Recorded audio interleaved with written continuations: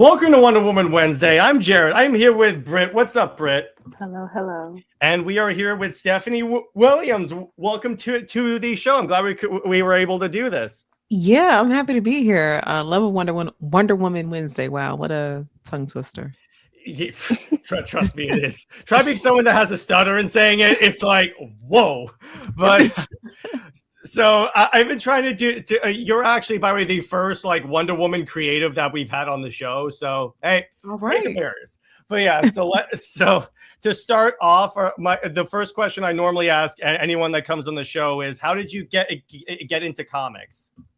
So first, by way of the Sunday Funnies, so the comic strips in the back of the Sunday newspaper for the Chicago Tribune, and like actually physically reading a comic issue that was Avengers 361. It came out well before I read it, but it was at the thrift store. I was there with my grandmother, and I just remember thumbing through it while she was like, shopping and just looking around, and it reminded me of soap operas. That's what made me love it. In that story, you're like in the middle of, I guess, the 6-issue story arc that features Cersei, not our Cersei from DC, but the other Cersei. The Eternal. Yes, Crystal, and then the Black Knight, and Vision is there, and he's been set back to factory white mode because of the whole Wanda baby thing. It's a whole thing. But I just remember reading, I was like, wow, this is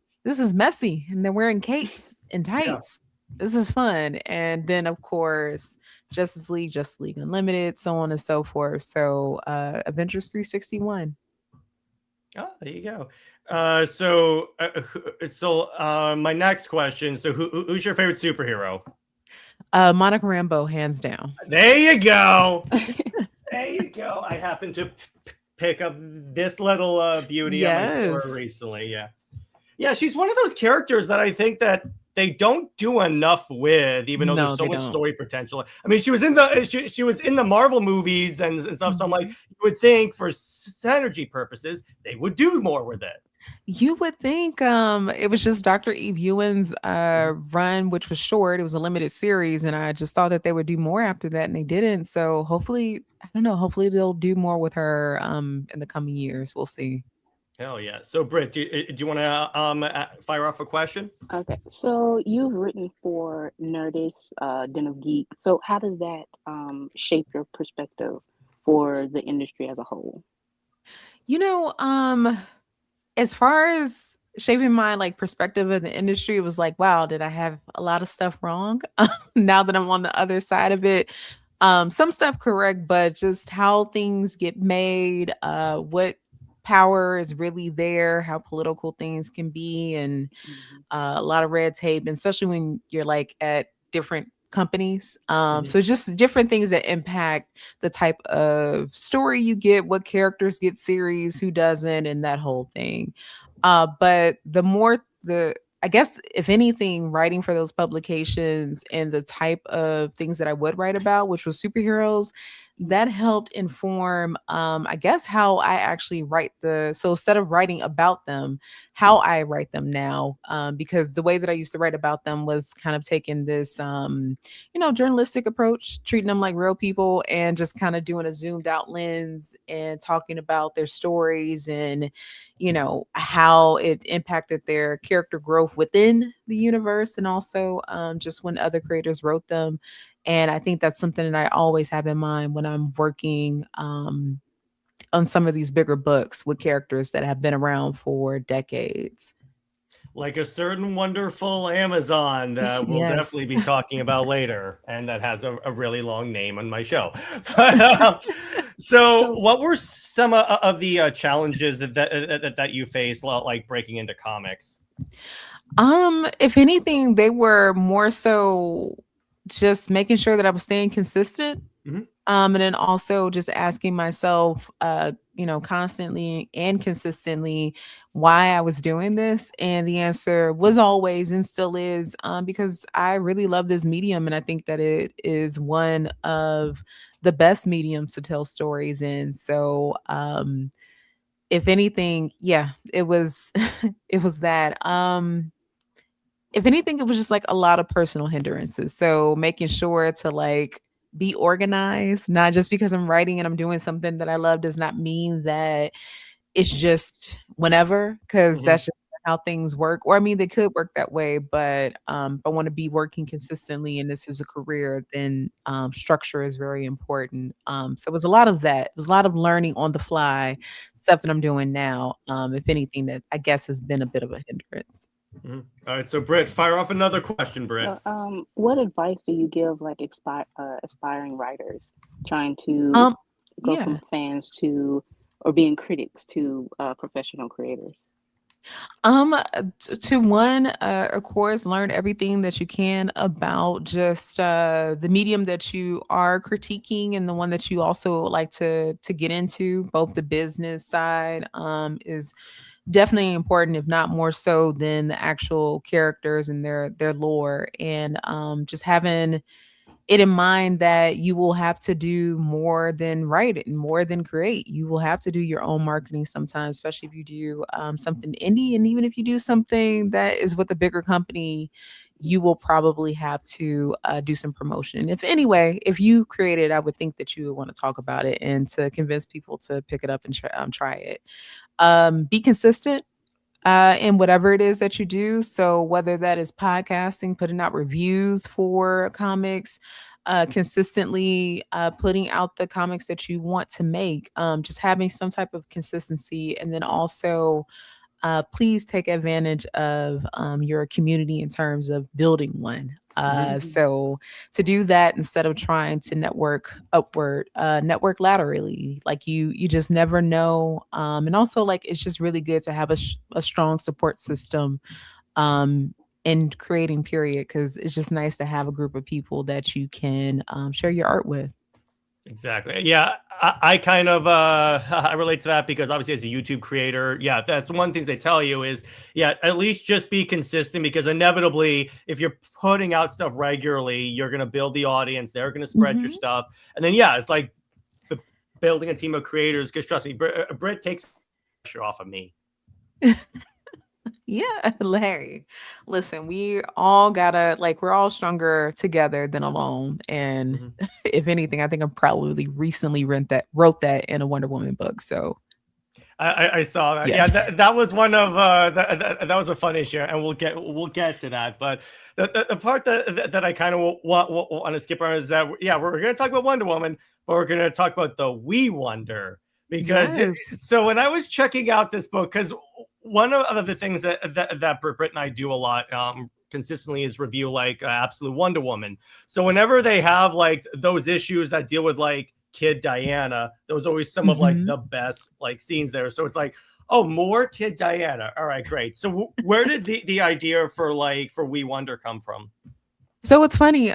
We Wonder came out of a no, basically. Oh, really? So yeah, it did. So I had originally kind of cold pitched this idea for a limited series. It could be ongoing, but just given like the current climate as far as like, ongoing books and limited, you got an easier job of getting limited. So Yeah. I pitched a Amazon, kind of like this Tales of the Amazon limited series where there would be a character that would get essentially what would be like a one-shot story that would all bring it all together. So Philippus would have gotten her own, Hippolyton and Tiope together would have gotten their own.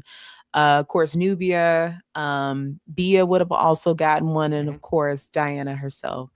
And then if it did well, then I had like, more Amazons, Artemis, Donna, Yara, all Mm-hmm. of them, like these one shots. So uh while the editor did love that idea, there wasn't really a space for it. But she was like, I do like this. Why don't you pitch it to DC Go? And at the time, DC Go hadn't been announced, and I didn't even know that it was a thing. Mm-hmm. So did that, and it ended up morphing into We Wonder, basically. So what other way to one, because DC Go is webtoon, so there is, I guess, a gimmick to it, and my gimmick was young Diana because Mm-hmm.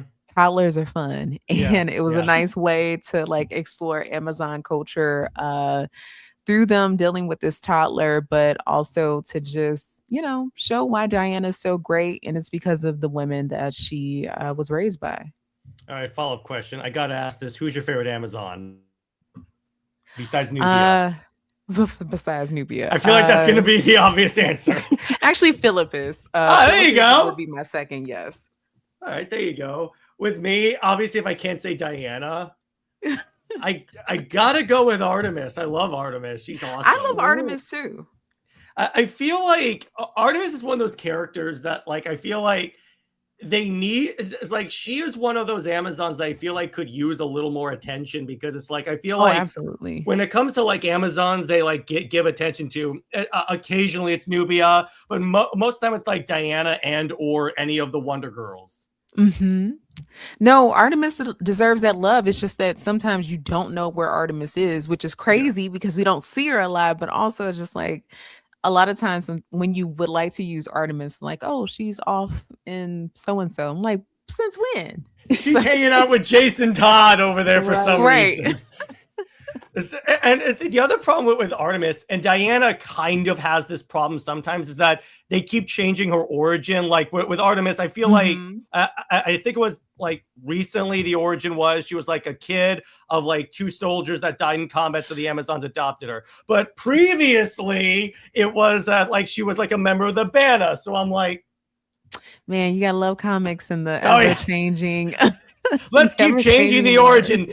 So is Diana made of clay, or is she the daughter of Zeus? Who cares? And I'm like, you need to pick one. Jeez.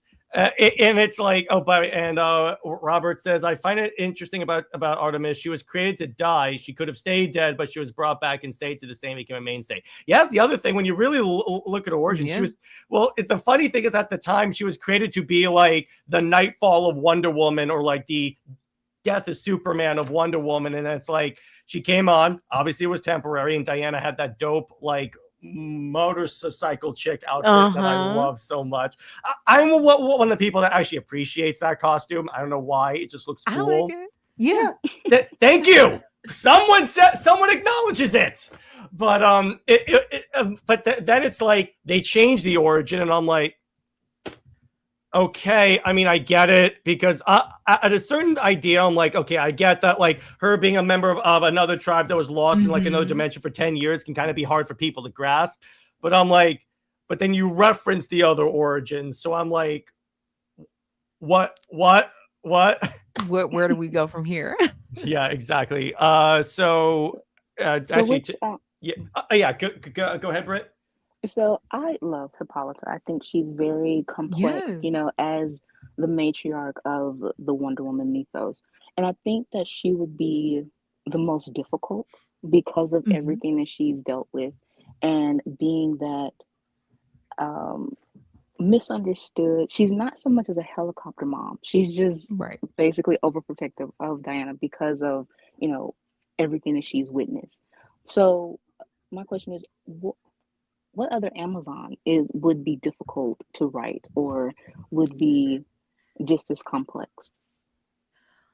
Ooh, I feel like I'm gonna cheat and say Philippus, but if I didn't go with Philippus, that is a good one. I can see Philippus too. Yeah, I think Philippus, that would be the other complex. Yeah. I mean, maybe Antiope to a degree, but Philippus would be just as complex as Hippolyta. I mean, that was one of the reasons why I had wanted to do something where there was a focus. Hippolyta had her own issue, and Philippus did too, because there's just so much richness to really explore with their characters, because they are so complicated. And I love them. Yeah. Yes. Absolutely. And the other thing that like I appreciate whenever I read books is world building. And during like the period, like in the Nubia book or in the other Wonder Woman adjacent books that were taking place, and then there was like so much expansion of like, and quite frankly, clear explanations on Amazonian lore, and like, here's what this means, here's what this means, here's what this means. Because I feel like, because DC doesn't put a lot of attention on the Amazons and Diana. I feel like a lot of that stuff is either misunderstood or misrepresented. So it meant a lot to at least have a lot of that like explained in clear non-comic booky terms so people can understand this. Well, yeah, because you know, the Amazons are not, or Themyscira in itself is not just Greek DC, I guess. Yeah. Sometimes people Greek just DC, like, you know, that so like they just assume that it's that, and it's like, no, like aesthetically, yes. And some of the practices, sure, but they are still their own people in a way, and like that is something that should be explored and expanded on and established. So yeah, like it's always interesting me to that area of the DC universe is still so untapped, especially when we have so much with Atlantis, which is good. But I think but everything that Arthur and them has going on, like, to me, is a good example of why there should be more with the Themyscira and also the Green Lanterns. Like, this is another reason, right? So, like, I'm surprised that Amazon has a lot not of been, places. You know what? Now that I think about it, I'm surprised that Amazon has not been offered a Green Lantern ring. Man, that wouldn't have. I'm like, wait a minute here. I'm like, that would cook a little bit.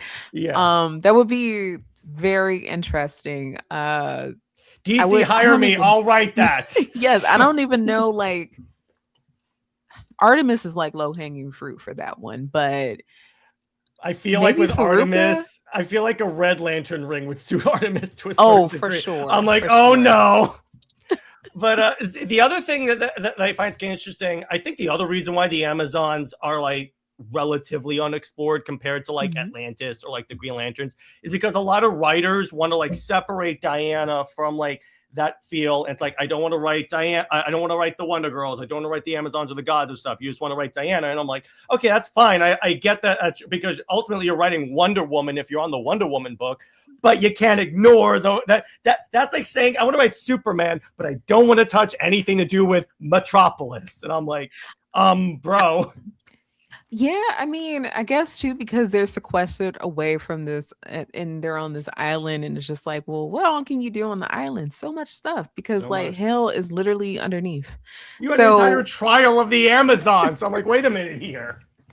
There's stuff that can be done, but I don't know. If anything, maybe it's a good thing. Maybe that means that there's more space in the future for future creatives to really expand this lore, and then we'll have a Wonder Woman Renaissance that I feel like I won't play. Like we do, especially an animated show. That would be amazing. Yep, exactly. The other thing, it's like when you really think about it, the Amazons aren't exactly Greek DC going back to that, because even in like Earth 1, because I'm on record, I'm not the hugest fan of Wonder Woman Earth 1, but I like the Amazons being like, they're kind of based on Greek mythology, but like they have a healing ray and a death ray and fly in invisible jets. So I'm like, last time I checked, ancient Greeks didn't have that. So I like it because it feels Earth 1. One of the things that I always appreciated of it is that the Amazons and just the Themyscira in general just feels like this fantastical future. Yeah. Like that's that's the vibe that you get from it. So I know let's lean more into that. Well, but it's also it's also being multicultural. Yeah. You know, I see all of the Amazons, you know, these women that were from their origin. They are women who were reincarnated from all walks of life. And it's kind of a shame that DC hasn't leaned into that you can have them, you know, explore these different cultures while they are isolated or secluded. That is what makes it easier for Diana to integrate in her mission, you know, of bringing cultures together, is because she's witnessed that on the island. The other thing that I kind of find is very like, it's kind of on that being that's multicultural. The other thing is like the low-hanging fruit, speaking of that, about the Amazons, I feel like either creators or fans sometimes try to make them too much of the man-hating type, because and I get like that's the Amazonian origins there. If you go with like what Hercules did to them, yes, they have a reason to be suspicious, obviously, but it's like I feel like you go some go a little too far in that, and I'm like, yeah, but they send Diana to be an ambassador of man's world. I'm pretty sure dudes aren't that bad. I don't know. Yeah, I mean, yeah, that's something myself I prefer when they are not exactly. Although it is fun. Yeah. Sure. I mean, it is. I'm not gonna say that's not fun, but also like I guess my whole thing about that is why do they also have to make the choice to be just as awful, so to speak? Like, why can they not be that? Given that they've experienced what that feels like, to me, the more healing thing would be to, I mean, you're not letting anybody just roll over you, but you understand how important it is to extend grace and kindness because you know what it's like to be absent of that. Exactly. And that's why, like, Britt and I, here comes what one of our chief controversial takes in the Wonder Woman fandom. That's why Britt and I prefer Wonder Woman with Superman, because it's like when you look at Superman, he is the complete opposite of everything the Amazons, at least to a certain degree, believed about mankind. He has all these powers. He's like this invulnerable practical god, but yet he's like a sweetheart. He is the anti-Zeus and Hercules. Yeah, no, this is true. It's funny, the Diana and Clark thing. I mean, I like it probably for the wrong reasons, but which I will not name. But it's totally fine. I mean, even her and Steve, I would love if we could get a little bit more queer leaning Diana, given like that is something that subtext wise is definitely there, but even her and Steve, I depending on the story, I don't mind, because I don't mind it. I don't hate it. Right. The thing is with Steve is we've had so much of Diana's story. It's more so trying to make him relevant, and we're used to Perez version. Too much on the Steve. It's like even in like the current run, it leans very heavily. Look at how awesome Steve Trevor is, and I'm like, it's a Wonder Woman book. That and it just felt like the way Perez dealt with her supporting cast. He really leaned into the matriarchal perspective, and Steve was still very much important, but he aligned more with the father figure, big brother aspect, and it didn't. It was just as important than a romantic relationship. It showed that you didn't have to have that. Yeah, no, we are in full agreement with that, Britt. Like, I wish we can get more of that in comics. It does not always have to be this romantic relationship. If the opposite sex is involved, like I don't know. Like, I just feel like there's a lot of rich storytelling being left on the ground by not just presenting platonic. I think that's another reason why.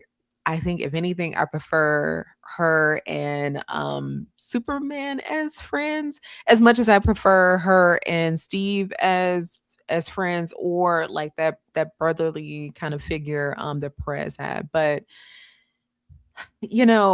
listen, if she's gonna be in a relationship with anyone, that is wonderful. But when the relationship becomes to be more about the other person than it is her, like anything, like it's just not a fun time. With me, it takes.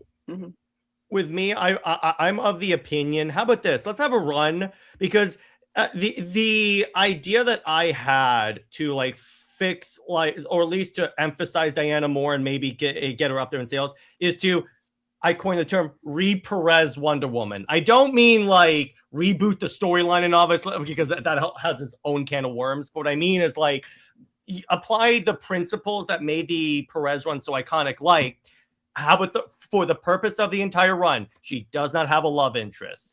The characters can still exist, obviously, because Steve does play a role, but it's like, no, to your point, more of like a friendship, like brother, like character, even with Superman. I'm not saying put it with Superman.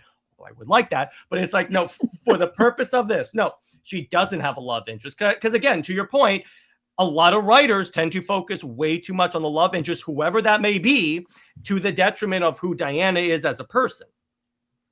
Yeah, and we've seen that happen in just other series too. I think of quite famously and also just as chaotic Storm in Black Panther. Yep. I know I'm opening a whole can of worms boy. mentioning that, but I know for Brit is preparing to wind yes, up. I know, Brit. That's okay. All I'm gonna say is that there are moments or a moment where that relationship really works and shines, and you can see how it could be something very beautiful, and that is when Dwayne McDuffie wrote them briefly for Fantastic Four when they joined. And then there are other instances where unfortunately it's one or the other. One is propped up while the other one is subdued. We've seen I kind of seen the inverse of that, but really more so T'Challa more so than Storm. And maybe that is a bigger problem when there is a female character who happens to be in a sexual romantic relationship that, I don't know, like it's more inclined to like shine the light on the guy that she's with versus the character themselves. And like that I think that is just like a broader big storytelling problem across all mediums. Yeah. Exactly. The other thing, yeah. Go ahead, Britt. Okay, see, that is a big problem, and one of the things that, the fandom has a fear for Diana. When she was with Clark, it was that whole thing, oh, she's just his girlfriend. But if you read Charles Sewell, Volume 1, he made sure that it was in the perspective of Diana, that she is his equal, and their relationship is about equality, and how, no, she's not to be behind him. But as the second creative team, he let it be known that it was difficult to have Diana be that equal, because he veered more to wanting it to be a more Superman book. And it's like, no, that's not how the relationship goes. It's not the purpose. And you validate the fandom's concerns. And that is why it's so difficult to invest and support these relationships when you don't, give respect to the female characters. So yeah, if you are to write a Wonder Woman book, whether she is with Clark or Steve, her perspective, her story comes first before them. Because it's a Wonder Woman book, right? But even if you do a joint book like Superman and Wonder Woman, you still need to have that balance and that equality, because that is the purpose of the relationship. And that's pretty much why we love the Clark and Diana's relationship too, is because it is from the perspective of Diana. Clark is supposed to serve as that anti-Zeus and Hercules, to be that male positive figure, powerful figure for the Amazons. He's in service of them. And what we also love is that they're best friends first. It's not a romance first. It builds towards that, but it's not necessary. It's basically a bonus for us. Yeah, exactly. The other thing that I kind of wanted to ask. All right, so you mentioned queer Diana, and I have a question, because there's something that I've always wondered, because obviously in like Rebirth, Rucka kind of said she is, but since then DC has really not really done anything to acknowledge it, or they have she's never been in a Pride book as a starring feature, like how they have let's say John Kent got one. So I've always kind of wondered, is it really that she is officially, or is it because I've always felt like DC treats it as she isn't for sales reasons, but they kind of leave it ambiguous. Well, fan speaking and not writer speaking, I just think that there has always been a little something there, like you mentioned from Rucka. I would even say a little bit in G. Willow Wilson's run. There are shades of that. And I would not. I don't think it wouldn't ruin the world if it were to happen. Absolutely I'm not. just thinking, But if anything, if that I've had issue with, and more so this is because comments just gets messy, is Yeah. if we're going by the canon of, well, no, it's always the same. She's born and raised by the Amazons. If anything, it was a little off to me that then one of those Amazons would become her love interest. Thank you. Thank you. Warriors Thank you. Wonder. Especially, like, to that point, because I'm always like, because people always bring that up, and I'm like, even if you bring in the well of souls and stuff, okay, so let's examine this. She's a kid on the island, and the commonality of the canon is she's the only kid on the island. Right. So I'm like, I understand that, because no, I get it too. It just gets. I've had this debate with like the family, and they're like, well, she's Greek, and that's accurate to the Greeks, and I'm like, well, here's the problem with that. Yes, that could be, but when we're reading this in today's sensibilities, it doesn't really work that well. So I'm like, I get it, and yeah, you're right. It wouldn't. It's not like it's that large of a stretch for them to say, oh yeah, Diana is that way. But I'm like, when it comes to like certain creators, like I'm gonna say, in Rebirth, Rucka had a scene that's basically implying she slept with the entire island. So I'm like, but if the Clay origin's there, or even the Zeus origin, these are all her aunts.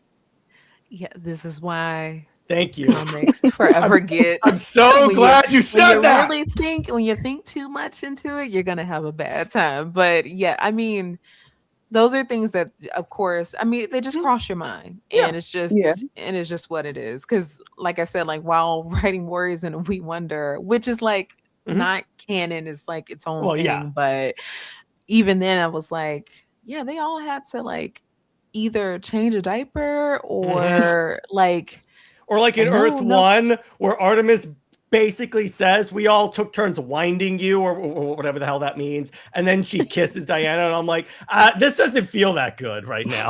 I'm like, I don't know how to feel about this. What are you doing, Grant? But oh my God. Robert had another question, because this is the other area of Diana that I feel like does not get explored, which is like her rogues gallery, because the stereotype of Diana that I hear from people is she doesn't have that many villains. So I'm like, she does. It's like, but you have to like explore. I mean, they even have Grail, Cheetah, Psycho, Cyber, any of those like characters. So I wanted to ask, which one do you think deserves more love? Grail, because I mean, like, we do see her, but we could see her more.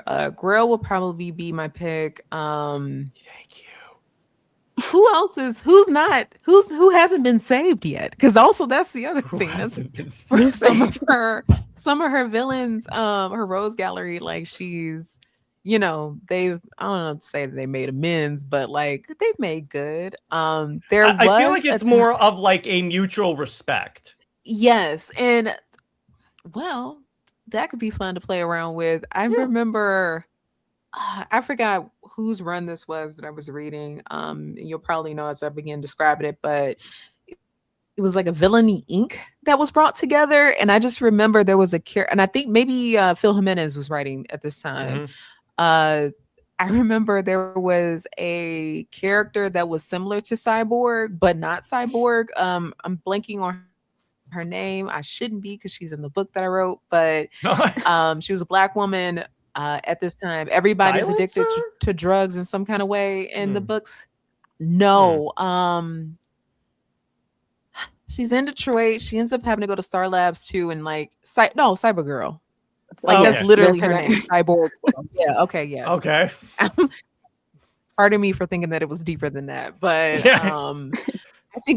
I think of that character. Not that the character was somebody. Well, that character does deserve some love, but just at one point, like there was like this gathering of her rogues gallery to like take her down, and that just did not work out for them. Because also it's Wonder Woman. Exactly. She's an Amazon warrior. Who's going to like be able to do that? I'm like, oh God. Yeah, There needs to be a scene in OP. There needs to be a scene in a Justice League book where like they're all going into battle, and then it's like Diana's like going to combat, all like swinging, and then Batman goes, "Okay, she has this. We'll do cleanup. We'll do cleanup." Sue Storm did that. I'm sorry to keep bringing up Marvel stuff. Yeah, Sue Storm does this when I think it's in Doom War. Yes, Doom War. And Storm is outside giving everybody the business. And like Reed Richards tells Sue, like, I don't think Storm needs your help. And Sue is like, no duh. I'm going out here to watch her tear everybody up. Where's my popcorn? So that needs to be a scene in Justice League, like Green Lantern. I can definitely see Flash just kicking his feet up and eating some popcorn while Diana whoops everyone's tail. And I would enjoy that. All right. So definitely, TMO has a question. All right. So which comics about the Wonder Woman universe do you really like, and which ones do you consider bad? If you can say so. If you can't say so, if you can't say so, that's fine. No bullshitting, but I am of the belief that even the bad stories, there are elements to them that could work and maybe be used later. But Wonder Woman stories that I have enjoyed the most, of course, have been definitely the first half of George Perez's run. Of course, Greg Rucka, like I said, G. Willow Wilson's another one. Yeah, like those are the ones that immediately come to mind whenever I'm thinking about Wonder Woman. But when I was like getting ready to write Nubia and the Amazons, I read almost everything Perez on forward. I didn't bother with I did read some of the Golden Age, Silver Age stuff, but the more contemporary made more sense because that's when you actually saw some Black Amazons. So I read true. On forward.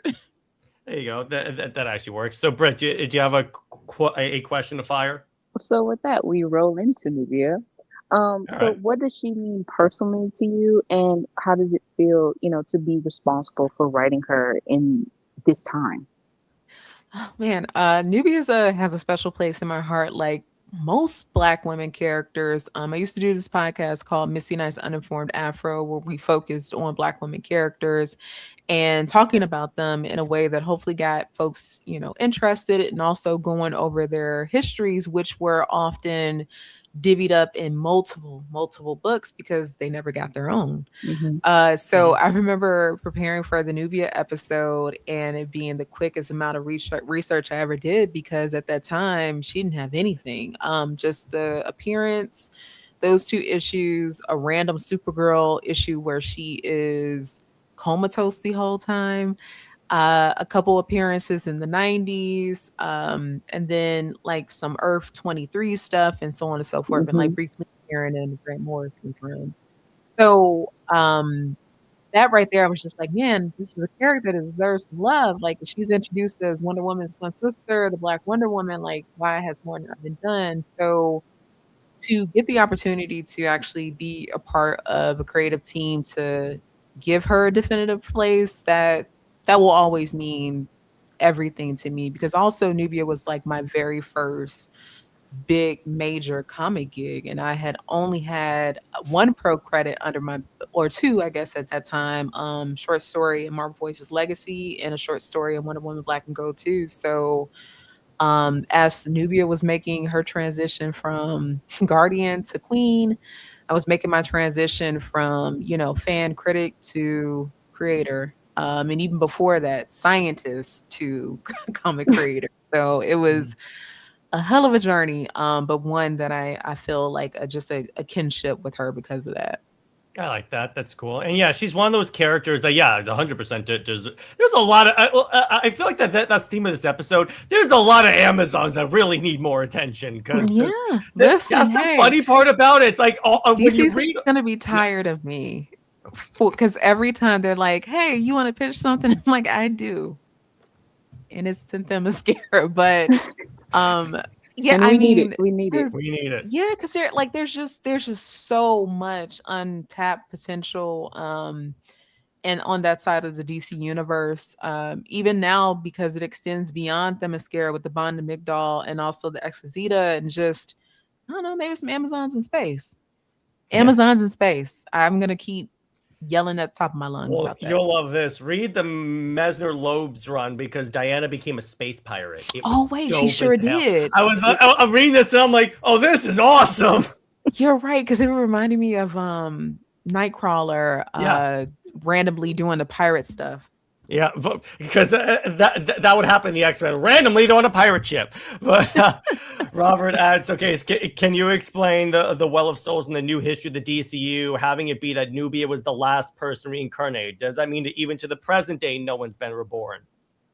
Okay. So the Well of Souls, definitely inspired by George Perez's Cavern of Souls. First reintroduced by Jordie Bellaire in Young Diana. So shout out to Jordie for that.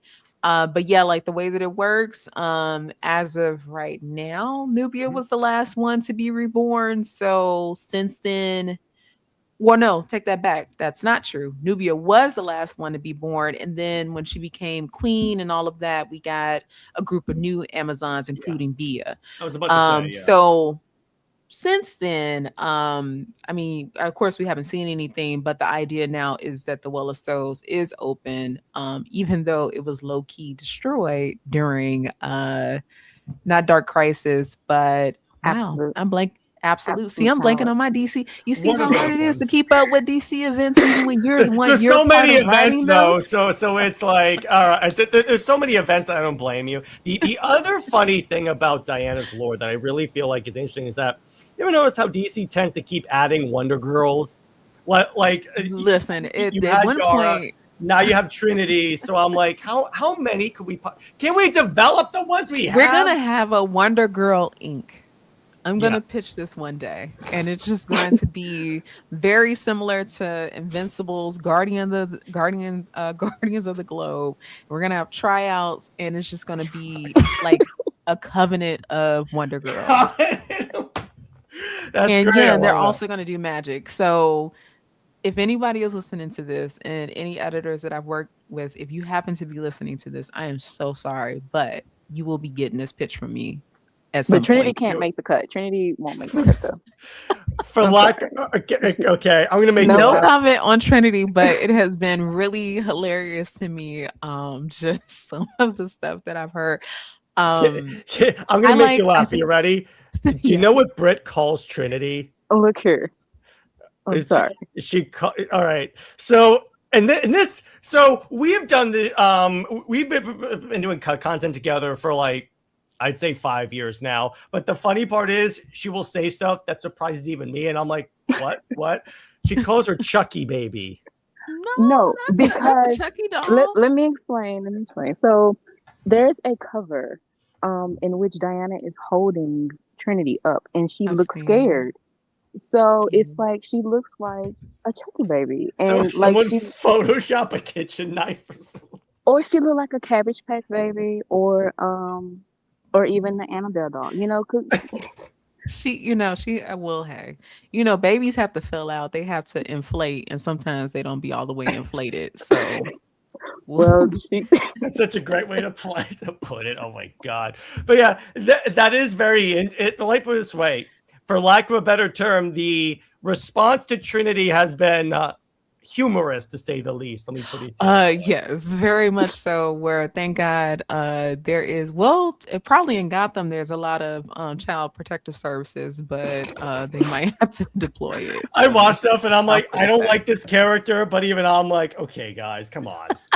That's the funny part about it. I'm like, and that's like one of the hilarious parts about it's like, if the fan base really doesn't like a character, that character becomes practically Satan to people. Yes. I'm like, my God, like this, they didn't. It's a fictional character. I know. I'm like, what? It's always, but I mean, I don't know. Sometimes it's funny, but I'm like, yeah, but they're fictional. They're not gonna. Well, maybe they will come do your taxes. If they come do your taxes, you probably feel that would be awesome. Someone invent that machine. So speaking of Wonder Woman, speaking of Trinity, so Wonder Woman 29 and 30. So obviously I started this interview saying I wasn't a big fan of the current run. I like these two because the Amazons were actually featured, and stuff. And so one of the things that I really liked about it, to your point, is like a lot of it, like the Amazons are stronger united. Plus, it was the first time I've seen Strife in forever. That's another Wonder Woman villain that I had to bring her back. Yeah, I'm like, thank you, but I'm like, it's one of those like, and I liked one of the parts I liked the most is where you have like each of the Wonder Girls like verbalizing all their insecurities and all that stuff, because I'm like, yeah, it's like for lack of a better term, stereotypically, a lot of them are like seen as like just like redundant characters. But if you actually like, again, if you actually read the comics, they're each like unique characters. Like obviously Donna's not like Cassie and not like Yara and stuff. Yeah. So for those issues, I found out what the solicit was going to be when I was asked if I would like to fill in, and it was an immediate yes. And like, you didn't even have to, you literally could have just emailed and said, hey, here. So got the solicit, and I had to formulate a story around the solicit. And I felt like it was the cheat code because I was already writing Warriors and We Wonder. And I was like, oh, this sounds like the more serious version of that. So it just made sense to bring the Wonder Girls in, especially because Trinity is there, and you know, maybe one day in the future she would be Wonder Girl. So like for meta reasons, I was like, let's have them there. And then also to bring back Strife, because last time we saw her was in Josie Campbell's Amazon's Attack, and she was left with her garden. She was dead, and also her garden was like ruined. But you know, guys don't die, so have her see to, you know, get a seed or an apple so she grow her patch back. That just made sense. But yeah, I was like, if this is on Themyscira, we need to have as many characters as possible to make this as fun as possible. Also, I just love writing ensembles, so I had a lot of fun doing that. And then also trying to like show how different the Wonder Girls are by having them express, you know, the things that they're not necessarily concerned about, but Strife is making them dig these old things up and verbalize them and show like, hey, we are actually not the same. Wonder Girl title might be, but we aren't. So Britt, do you have a follow-up question? So if you were to continue on from those issues, like if you became the main writer of the book, do you know where you would have taken the book, you know, from that point? Ooh, honestly no. And I hate to disappoint and say that. I mean, yeah, I guess from there it would lead into Wonder War, which was being set up. So whatever that would end up being, I guess that's the direction I would go, and then kind of start fresh out of that. But yeah, that's why I would never recommend for anybody to like take over a run, because essentially, you know, you're running with what's already been established, and also doing fill-in issues. I already had a lot of respect for creative teams that do that, but no, like it's a huge task to hop in, tell a quick story in 2 books, and then also still have it relate to the broader story, instead of it being like a, you know, episode of TV where they just show you clips all day for that filming issue. But yeah, but we can say it was better than, you know, just the run overall. We enjoyed those 2 issues. Britt's leveling some shade. Britt is bringing shade as she normally does. I'm being as nice as possible, you know, than my normal self.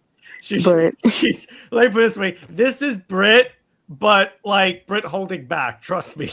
Oh, I've listened to y'all before. I know. Oh, thank you. I know that you are operating at 50%, and I do appreciate it. There are times where like she'll because I have a standard like I like to try and keep the show like PG-13 max, and she'll DM me going, "Can I say this?" At least and I'm like, can you rephrase that? I have to come up with phrases, you know, of certain things. Yeah, like Chucky, baby. You know, I had to. But by the way, so let me see. So you took part in the Milestone 30th anniversary issue. If the Milestone comics were were not published very rarely, who would you be interested in writing? Oh, Blood Syndicate. Oh, hell yeah. Hands down. I mean, of course, Icon Rocket, but actually Blood Syndicate would be my first pick just because, again, love the ensemble. I would love to see how that group looks and functions in 2025, 2026 versus the 90s, kind of moving beyond the, what was happening in the 90s. Everything was gangs this, gangs that. If there were characters of color, Black characters, brown characters. So they could still be a gang. I'm not going to get that, I'm going to break that up, but I would like to see how they would operate in something current. So Blood Syndicate. I'll give you that. And speaking of Milestone, you also did a part of the story for the New History Dakota incident. And so I was approaching this because I have a very surface level understanding of that corner. But I was like, so I was checking this out, and one of the interesting things about the issue, because again, I had the question, okay, so where were all these characters when, let's say Amanda Waller took over the United States with all these robots? Why didn't they respond? So it's it was nice to get an explanation, and one that I'm like, yeah, that would do it. It's plausible. I mean, the funny thing, or one of the things that I really enjoy about comics when you're writing at a DC or a Marvel where there's so much lore and so many years of characters existing, is finding that white space where you can kind of either do something new or better explain something, or just take a concept and an idea and just kind of run with it. You're never going to get it perfect just because there's just so much. I mean, there's been so many crises at DC Comics as far as events that you can't keep up. But when you're able to figure something out that's plausible and somebody can go, you know what? Yeah, that makes sense. Job well done. So I'm glad we were able to figure that out. Exactly. And Robert adds, so he's got a Trial of the Amazons question that led to the killing of Hippolyta. Well, dead, but it's essentially comics that her ascension to godhood, Nubia become the queen. So was that the intention of the event to elevate Nubia, or how exactly did that work? Not necessarily. It just kind of happened organically. So Nubia becoming queen, that was definitely intentional, and something that was requested by editorial. That was the move, because at the time Hippolyta had gone to the Justice League because Diana was dead, and now she's back to life. So yes, right. So it just kind of worked out in that way. And then I think because of what was going on event wise after that, with the gods, because I feel like Becky and Michael wrote, or maybe G. Willow Wilson, somebody wrote a Gods Olympus, Mount Olympus or whatever tie-in that came in, I think, a few months after Trial of the Amazon. So it just all kind of worked out. But no, the initial plan was not for Trials to essentially be the reason why Nubia becomes queen of all the Amazons. It just kind of organically went that way. One of my favorite components of that, going back to the Wonder Girls, is that you gave Cassie a more unique role as the detective, because again, it's with Donna being the badass, it's you need something for her to do, and I'm like, oh yeah, that actually Cassie can be nosy sometimes, so it just made a lot of sense. For her to be a detective. My favorite Cassie thing, and it's one of the new things, because sometimes it annoys me when too many writers try and give the characters catchphrases. Well, when Josie Campbell had Cassie barrel through a wall screaming "secret entrance," that is funny. Yeah, that is the greatest thing of all time. I hope that sticks. I am going to make sure that it does. I don't know if I'm writing anything with Cassie in it, but if it happens in the future, I'm going to use secret interest because it's funny and it works. It's so, again, it's it's giving the Wonder Girls more unique characters, as opposed to because if they don't have that many, that different a personality, sometimes it seems like they're just carbon copies of Diana. I would love a Wonder Girl series that was in the same energy as Charlie's Angels, but like I am talking very specifically the Charlie's Angel movie, the first one, Oh God. maybe in the second. And I mean, of course, not as camp. Well, maybe as campy, maybe that works, but something along those vibes. Like I just think the three of them could be like the sirens or whatever of the mascara. If I'm thinking of like, I don't know, three set characters or something like that. But not actual sirens. But maybe they fight some sirens. I don't know. They could be. They could be. So, Britt, did you have another question you want to fire off?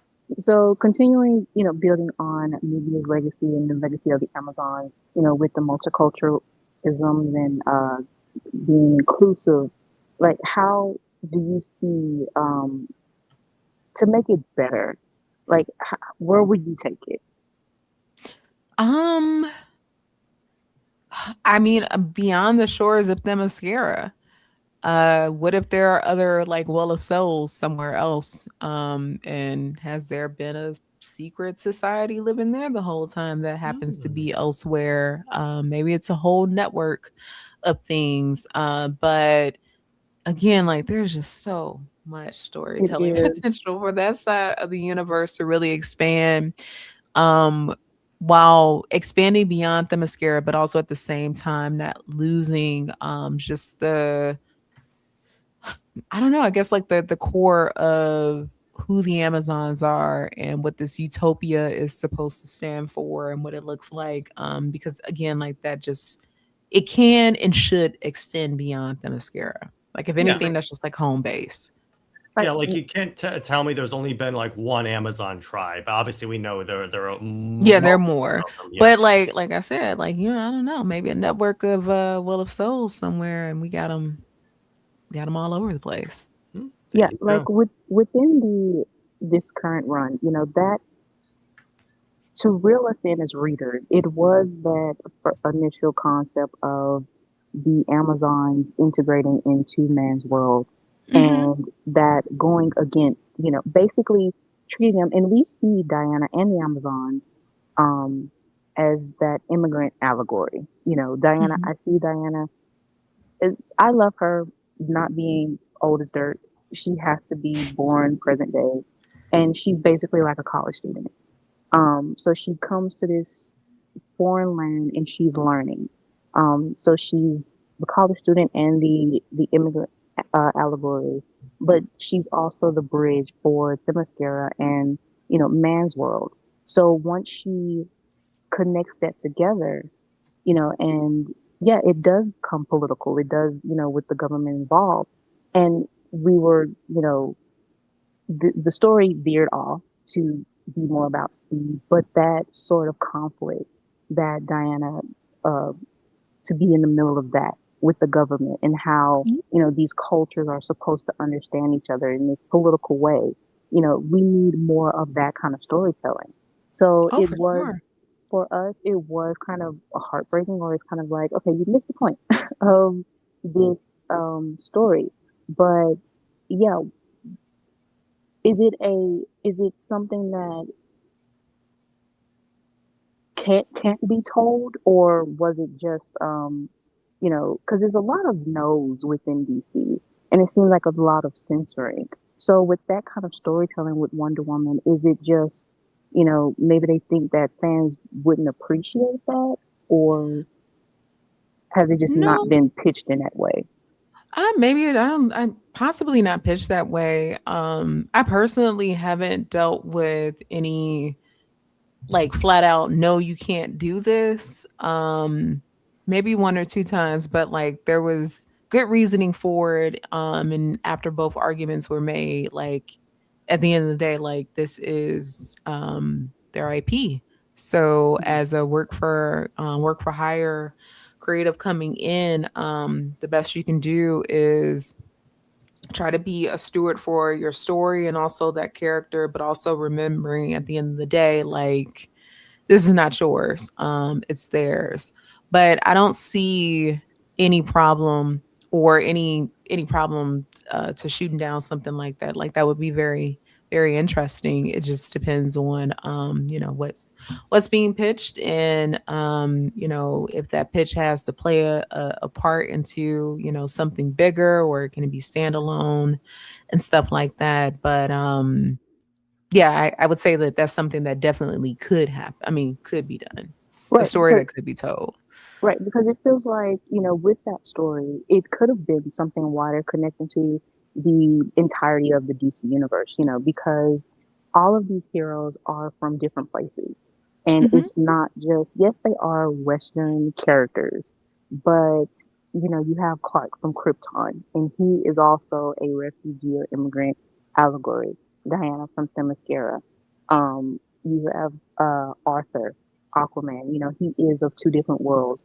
You have the lanterns in space. You have all these different, um, not so much just cultures, but different just perspectives all Hmm. around. So that story from Wonder Woman, that could have been a platform, to really dive into that different cultural or, just that life perspective within the DCU, and we don't get that. And I just think that Wonder Woman, of all characters, should be that voice for Absolutely. especially being a woman of color. Myself, it just feels like we don't get that voice. And also with Nubia too, she is the queen of the Amazons now, and we still don't get that much of her. It just feels like even she needs that voice outside of Themyscira. Yeah. Yes. Listen, you're preaching to the to the choir here. You know, these are stories that, get pitched. Sometimes they get a yes, sometimes they get a no because they don't fit whatever the current slate of books and stuff are. A lot of times it's not anything personal.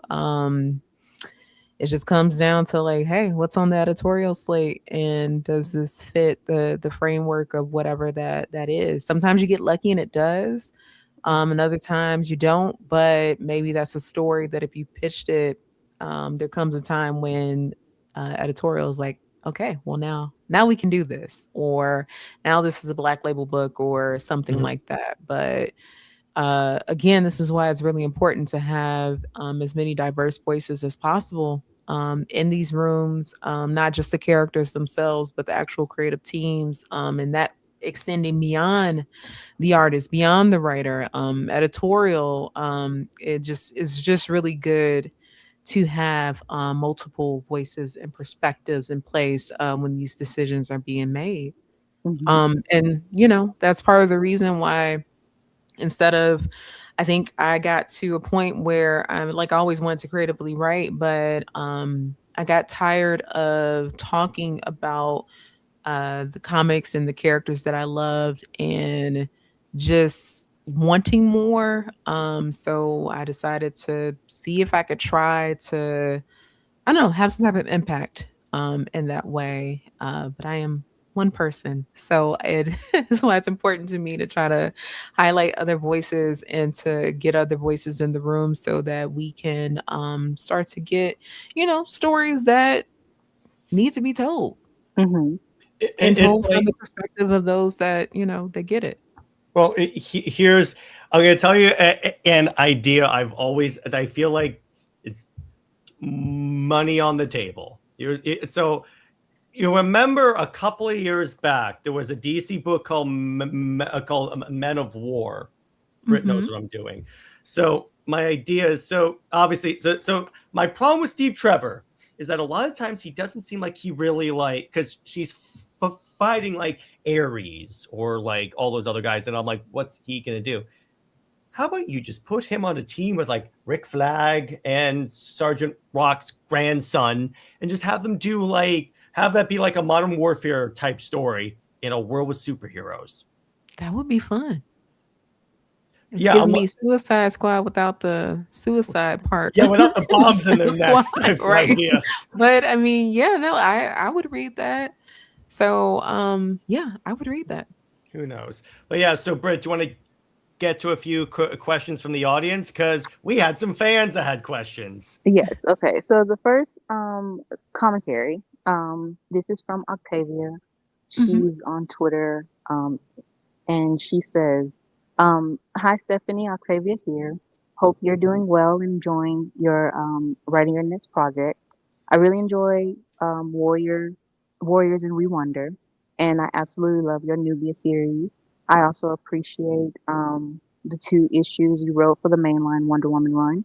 I'm still holding out hope that you'll take over the line." In the long, we all hope so. We really do. And I'm rooting for you. the one thing I truly value about your perspective is how, um, when you speak about Wonder Woman, you consistently uplift the women in her world. And yes, we do love that. And you also center the things around feminism, matriarchy, and also you embrace the queer element of the Amazon culture in such an authentic and meaningful way. So she asks, if you were given a longer run of, Wonder Woman, what additional elements would you like to bring to the table, and what kind of stories would you mostly want to explore? Ooh. That's a lot. Yeah, it is. Wow. I don't even know how to answer this cryptically. I would continue to focus on the things that I currently do, but when given the runway space to really push it Mhm. and expand in ways that I can't do in like a limited series or just 2 issues, I think that's the best way that I can answer that without Giving answering spoiler, it for yeah. reasons. But Hmm. I would do more of what I'm currently doing, which I feel like would allow me to really expand in ways that hopefully fans would appreciate, and just also would just do the broader Wonder Woman mythos, justice. Because the whole thing is like, I would love people to, if whatever I write, that the other creative team that comes after me is just like, oh, well, this was fun. How do we Hmm. continue to expand on this? Because that's how you get a character who has a long-standing history and strong lore, when other creative teams are interested in expanding on those things. Mhm. So, her next question is, what Mhm. beyond the Wonder Fam, what other female characters would you like to spotlight? We know one Of starts with a course, we know. V. Yes, we know that. Okay, well, we all know the very loud elephant in the room. But outside of her, actually Amanda Waller, there's a character that I've Oh. always found fascinating, and I've already like publicly, jokingly talked about a pitch that I have for a Black Label book, but it's like a erotic noir thriller for Amanda, because that just makes sense to me.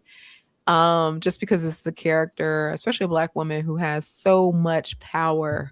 I would Hmm. imagine that it's very hard for her to allow herself to be vulnerable and to give trust to somebody enough where she's able to do that. So, not to 50 Shades of Grey this, but loosely the vibes, but not clearly not that, because not that. But a nice little spy thriller with a little erotica. I think to see Amanda in that That light is, that be is unique. would be fun. Yes, Hmm. it's very unique. But it's a Black Label book. People will talk about it for years. Be like, wow, they really let her write that. Right. You have to get people to care for the story, to invest, Yeah. and that is, I think that is the one thing that DC is lacking, because they feel so safe in a way, with continuity being a mess still, but with the status quo, it just feels like they will hype things up, but it's so, we're going to teeter over the edge just a little bit, but pull back. And they don't really have those risks, being taken. Yeah, I mean, and then unfortunately, not to broad sweep this, but that just feels like the current entertainment landscape in Mhm. general, while we're getting so Yes, many it's, reboots. And yeah. Yep. what did I just see the other day that I was like, didn't they just redo this? That could be literally anything. But I saw something the other day and I was just like, again? It's like I see a trailer for The Devil Wears Prada 2 and I'm like, does that need a sequel? I'm confused here. Well, no, I won't say anything. They got shooters, so I won't say anything about that because I also will be there for Devil Wears Prada 2. But also to your point, maybe not. Yeah. Probably not, but we're getting it. Moana was definitely one where I was like, "Oh, the live action of that." Yeah, like I just saw the animated. Like we just okay. So I mean, and now we're getting a 5th Toy Story, and Woody has he's balding. He had a bald spot now. That's crazy. So here, he's bald in the toy. That's very creative. Here, this is where we are. And I and still me and many other creators who we obviously something is wrong with us to still want to like create, especially with the world literally on fire. I don't know, like not to bring the vibes or anything down, but I don't know if it's human resilience or just human stupidity to still want to entertain while the ship goes down. It's human. It's a little bit of everything. Now I understand why those guys want to continue playing when the Titanic was going down, because that is essentially what I'm doing. It's like escapism, essentially.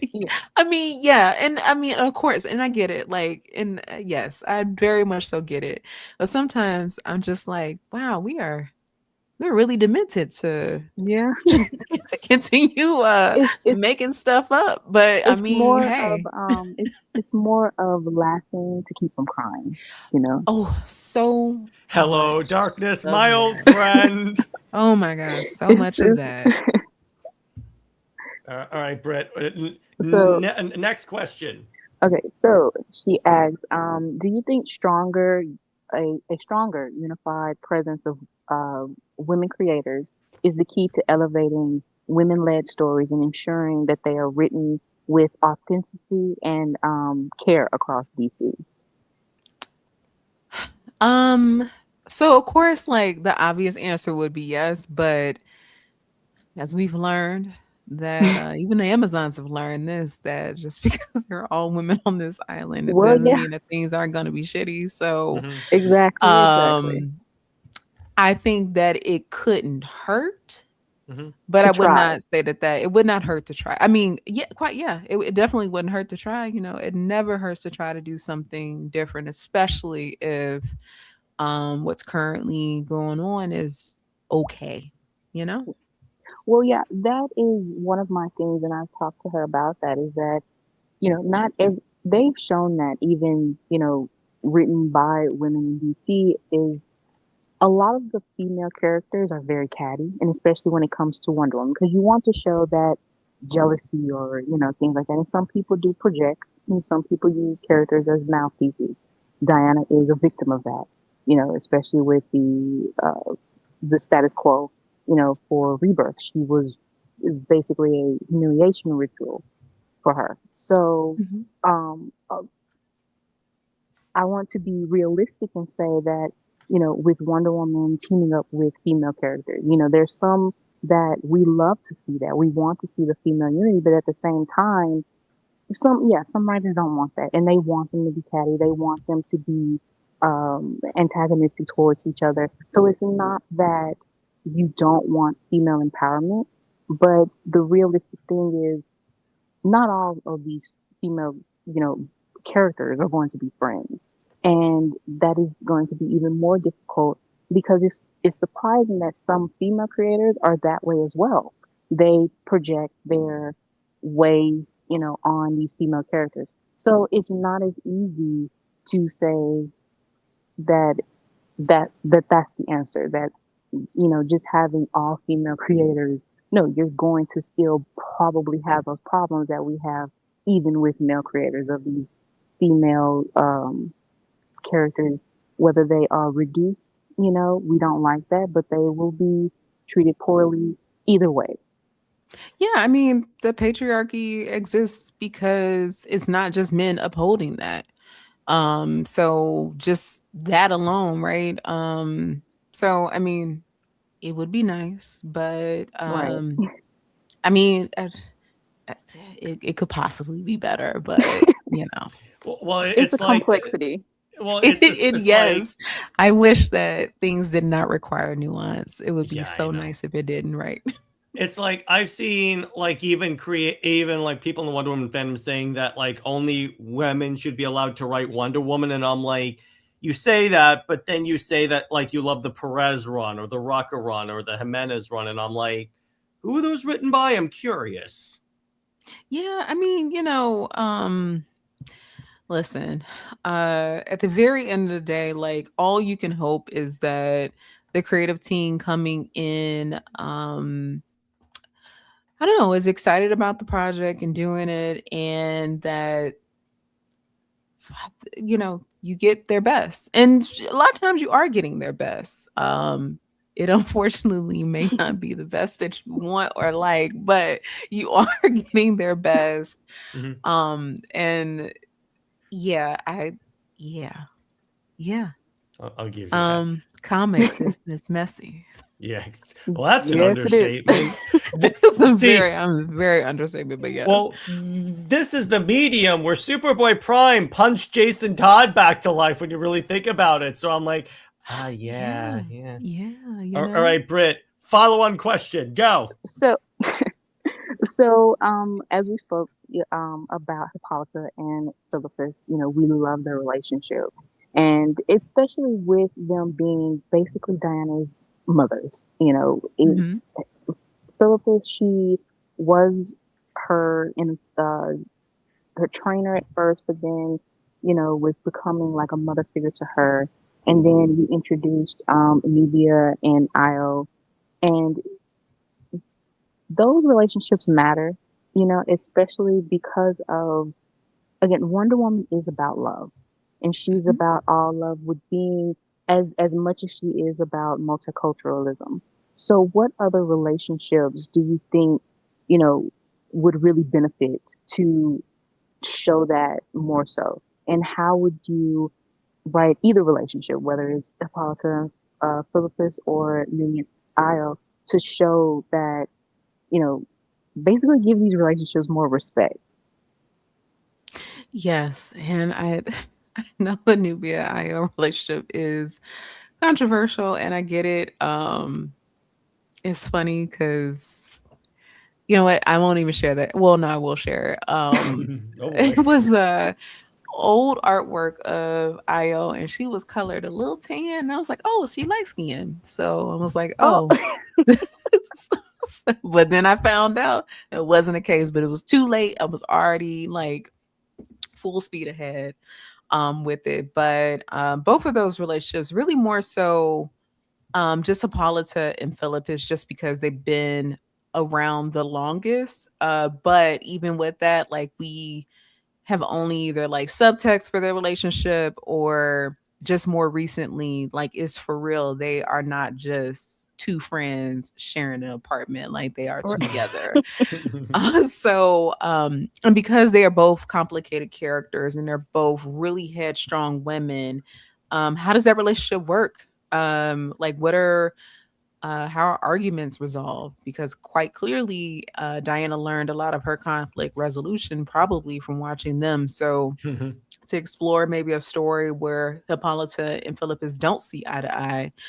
George Perez does actually do this early on in his run where I don't remember specifically what issue, but Diana goes beyond Doom's doorway. Hippolyta wants to go get her, and Philippus does not want Hippolyta to go do that because she's queen. They both have duties. Hippolyta, motherhood, Philippus to her queen. And they end up having this fight. It's a very beautiful fight, but a heartbreaking one because they do not want to engage in this fight. But Philippus is duty bound to keeping the queen safe, and Hippolyta is duty bound to being Diana's mother. And we see them go at it. And of course, Hippolyta wins. Philippus, she kisses her before she sends her off on the horse and, says like, man, I hope you forgive me for whooping your ass, but I had to do it. Because I had to go get Diana, but I would like to see an expansion of like their dynamic, and specifically how it was seen through the eyes of Diana. We do see shades of this in young Diana, which Jordi Belair did, but I would love to see that maybe from, a grown-up Diana perspective, if Hippolyta is ever to come back to life or something like that. But that would be nice to see. And then in terms of Nubia and Io, I'm so sorry that I love romance, and I just thought that the Guardian of Doom's doorway and the blacksmith having a little bit of a love affair was something that just made sense to me in a Hallmark way. And I said, let's go full sin on it. And for them, like, because the blacksmith in a lot of stories, not just specifically Wonder Woman, is usually kind of treated like a bartender where they are hearing the troubles that others have and giving advice and all of these things. To have a blacksmith that gets that in return, but also creates a safe place for someone of Nubia's caliber to be able to be vulnerable and safe with. Would love to see more and just their relationship and just also how they handle disagreements and stuff. Josie Campbell kind of did a little bit of this in Amazon's Attack. So, to see these relationships where things aren't always good, and just kind of see how these couples work through it would be really nice, because I think that would show just Amazon relationships in general and how they might vary from those in Man's World. Exactly. By the way, speaking of that series, so when I was sitting down to read it, I was like, because in my mind previously I'd only read the other Amazon's Attack, which if you've read that, it's not really totally different thing. It's so different. I'm like, so when I explained to her the premise of Amazon's Attack, she legit told me, she was like, "What is this?" Exactly. But the other in name only. Yeah, exactly. The other in name only that actually was like destroyed in the adaptation, ironically, is Flashpoint Wonder Woman. Because if you actually read the comics for Flashpoint, she's not the brutal dictator that the movie makes her out to be. No. Although I'm not gonna lie, in that movie, I did enjoy her antagonizing Mira, saying, "We love mess sometimes." I got you, man. Like that, I felt very much shame in enjoying that, but it was really horrific of her to like throw this woman's head. That was insane. Sometimes I'm trash. It's not so you could say it's not a good time to lose one's head. Sorry, I had to. Yes. Oh, well, hey, but tish. So some more audience questions. So, is there any possibility of a reunion with Alytha Martinez for another Nubia series? I would love that. Of course, that's something that if it were left up to me, absolutely. But it's not. So, and it's a good thing that some things are not left up to me, because you guys would have gotten Justice League Antarctica from me 2 years ago. So it's a good thing that I don't run stuff. Yeah, Nort's on that team, and it's just a bunch of villains turned superheroes who were in line at the unemployment office. Like, that's literally how they came to be. I like and that. They only became superheroes accidentally because they were going to go rob a bank, but it was already a robbery in progress and they accidentally stopped it. And Max Lord is a supreme hater, so that's how that happened. Of course. And then Sir Lady asks, how do you feel about large civilian casts, like the supporting characters, being less and less common in comics? I don't like that at all. It was an article that somebody wrote not too long ago about that. I am somebody who, because I read a lot of Bronze Age comics, it's kind of a sweet spot for me. The supporting cast is so important. It informs you on who the character is, why do they make the choices they do, the community that they're a part of. You get to see them outside of their costumes and in plain clothes. Like, let's bring fashion back to comics. I do not like it. I think that's probably why a lot of stuff that I write, I try to fill it with more, like, the character is of course going to be the focal point, but I got to bring in a cast for them, because like, let's see what the neighborhood looks like. Yeah, exactly. And Corley asks, so what was the inspiration for tying Nubia to the Egyptian gods? That was more so a thing of I think originally I had a different name for Sekhmet, because she's gone by different names. And the idea there is because of what was going to happen in the Mount Olympus tie-in, or the gods tie-in, is that, gods are not necessarily landlocked. So that was really it. And also short time to prepare and get ready for the series. If I could do it again, I probably would still tie her to Sekhmet, but there would have been some other gods that would have come into the fold. But that was if there would have been, a continuation of the story after that. So it was, there were plans for broader and more gods to be involved, especially from different African countries to be included. But when you don't get more book, you're kind of left with what you have. So, but there was an idea for there to be more. There's supposed to be like a pantheon of essentially war goddesses. Wow, that sounds like the most badass thing. The so pantheon of war goddesses. I didn't randomly just say, "Oh, Nubia for Egyptian goddess," because I was being a lazy writer and I could only think of Egyptian guys. Like that was not the case. There was a method behind that. It just didn't. I just couldn't see it all the way through because no additional books. All right. So, Britt, do you have any final questions before we wrap up? So I might have 2 or 3. Okay, so, go ahead. Okay, so there's a discourse with the Wonder Woman fandom, of course, about boys introduced, or Diana having a son. The one thing that I've done, well, she had a son in Kingdom Come, and Mark Waid, he reintroduced him a little bit, and we saw his costume that was more on the Wonder Woman side, and also but we also had a story within the Rebirth, and that's why I said, a humiliation ritual where her having a son means, the Amazons are man-haters, but the complexity of that story is how Diana, what happened to her, for this son to be, to exist.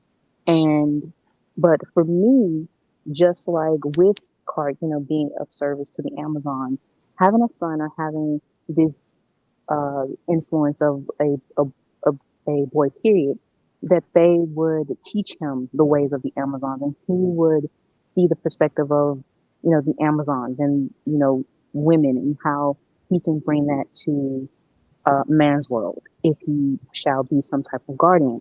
So from your perspective, how do you feel about a Wonder Boy or just a young boy, within the realm of the Wonder Woman family? Please, Wonder Woman fam, do not yell at me. But this is because I am curious by nature, and the research scientist in me wants to explore what that story could look like. I understand, we don't want to have Wonder Boy, or like when she was given a brother and stuff like that. But if the story is handled with care and, of course, told in a way that, again, does not focus on, patriarchy in the male perspective or anything like that. Like, I do believe that that is something that's possible, right? And also could lead to a very beautifully told story, because then you start asking, nature versus nurture. Exactly. And all of these things that can be explored in a story like that. It probably would be best fit in like a, not even an Elseworlds, but like a Black Label thing, or maybe in an Elseworlds. But I do think that that's a story very much worth exploring, because you would really be able to test and, look at what the Amazon morals and just all of what they stand for, how that would impact this child that is male presenting, but grew up on this island and was raised by these women. So I would love to explore that and just see, what that looks like. Very good. Exactly. Right. So we're on the same page. Yes, please don't yell at me, y'all. I'm not saying that there should be, a Wonder Boy, but I do think that as a storytelling perspective, like that would be something interesting. Mm-hmm. So looking on your journey so far, what has been the most rewarding part of storytelling and just being within this medium period? I would say like when I'm at conventions specifically, and I have folks come up to me and tell me that something I wrote was the very first comic that they read and it made them want to read more comics. Not just my work, like, because I love the medium so much, like the more people can get reading it, the better.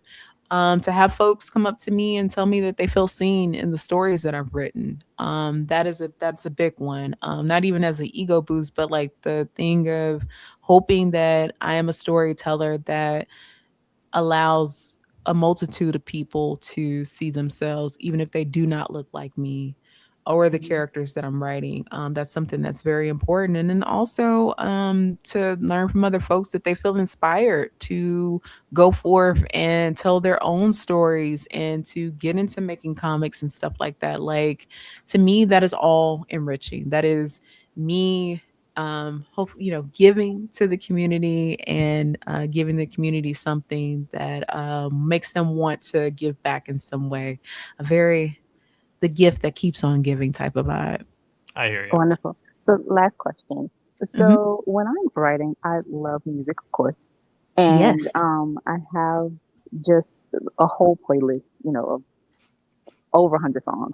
So most of which is Beyonce. Of course, and Megan Thee Stallion, Yes. And so what, songs do you associate with the Amazon?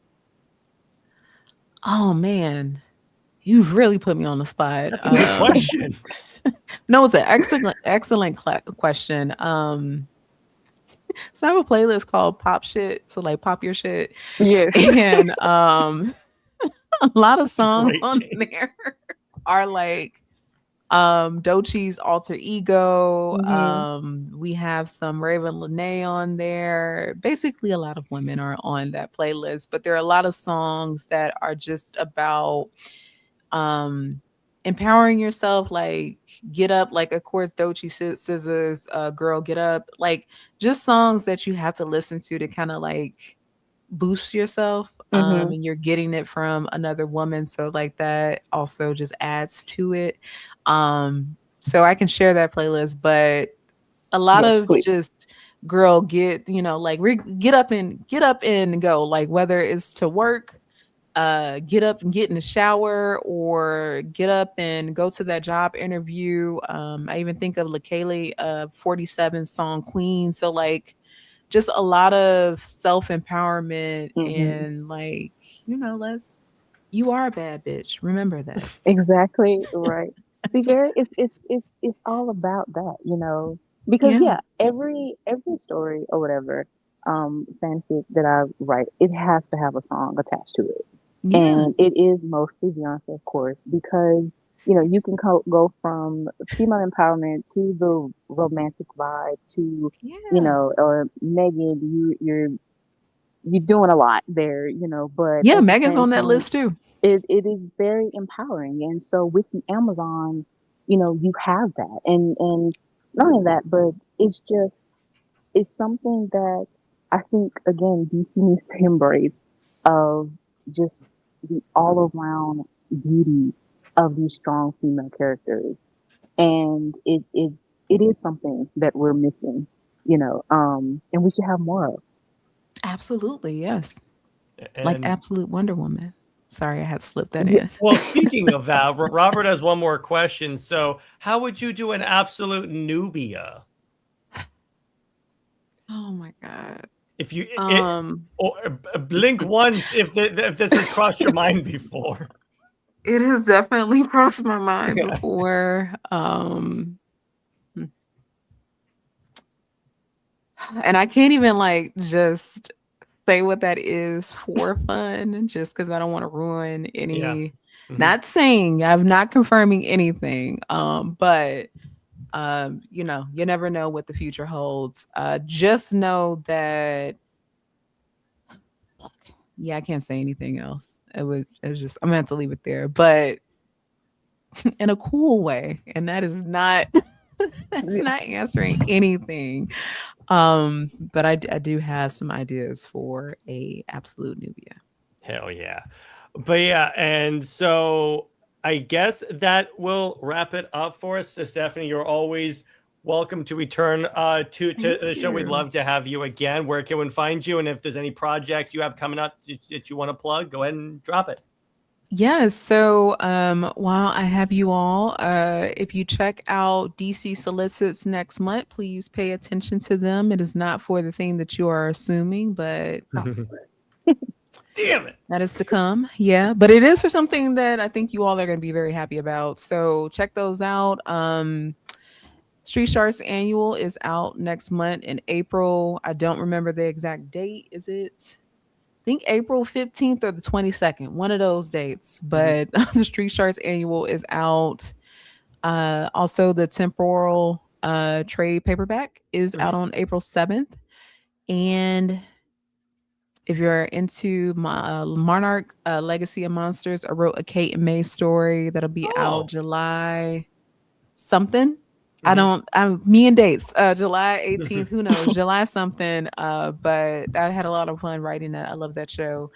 And I think that is all I can say without getting in trouble. So pay attention to solicits. More stuff from me at Ignition Press. Next month, Root to Madness wraps up with issue 6. And damn, yeah, I'll have to come back on the show.